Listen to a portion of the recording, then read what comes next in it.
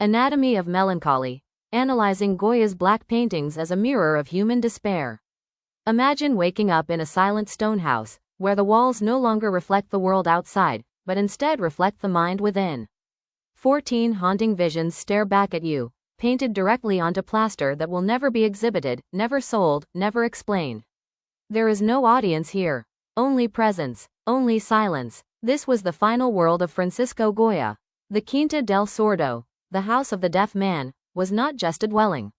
It was an enclosure of thought, a psychological chamber where one of history's greatest court painters withdrew from public life and began a private confrontation with the darkest edges of human experience. What remains today, known as the Black Paintings, is not simply a series of artworks. It is a descent recorded in pigment, the walls of a broken mind. Goya did not paint these images for patrons, critics, or history. He painted them for himself, or perhaps more accurately, through himself.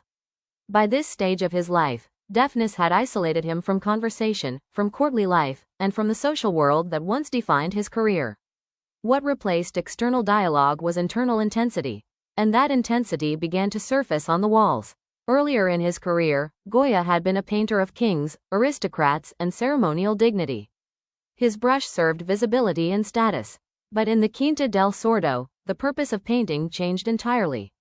The subject was no longer society, it was consciousness itself under strain. Color darkens, forms distort, faces lose clarity, narrative dissolves. The result is not representation, but psychological residue. Saturn devouring his sun. The body is collapse.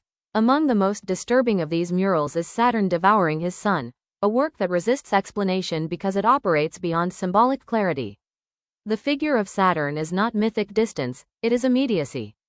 Flesh is torn, consumed, unidealized. There is no compositional beauty to soften the act, only urgency. What makes the image so unbearable is not only its subject matter, but its execution. The brushwork is raw, almost violent in its application. Forms are not carefully constructed, they are dragged into existence, as if the act of painting itself is struggling against something unseen. Here, mythology becomes psychology. Saturn is no longer just a god of time. He becomes a vessel for consuming force, fear of aging, fear of loss, fear of power collapsing into itself. The body being devoured is not only mythological offspring, but symbolic continuity itself, the future being destroyed by the past. In this reading, Goya is not illustrating a story. He is externalizing an internal condition. Isolation as creative pressure. The Quinta del Sordo changes everything about how we understand these works. Removed from court commissions and public expectation, Goya's painting becomes in regulated expression. There is no corrective gaze, no institutional approval, no demand for beauty, only necessity. This is where the black paintings become modern in a way that anticipates psychological art centuries ahead of their time. They are not composed for admiration. They are constructed as confrontation. The viewer is not invited to appreciate them, they are forced to endure them. The walls become a threshold between private mind and external reality. And what crosses that threshold is not serenity. It is fracture, the human shadow made visible. What the black paintings ultimately reveal is not madness as spectacle, but perception under extreme pressure. Goya does not present despair as abstraction. He gives it weight, texture, and proximity. The figures are not symbolic, they are immediate, unstable, and unfinished, as if they might dissolve if looked at too directly. This is what makes the series feel modern even today. It anticipates a world where psychological interiority becomes central to artistic expression. Where the subject of art is no longer only what is seen, but what is endured internally. In that sense, the Quinta del Sordo is not a house of madness. It is a record of sustained witnessing. Conclusion.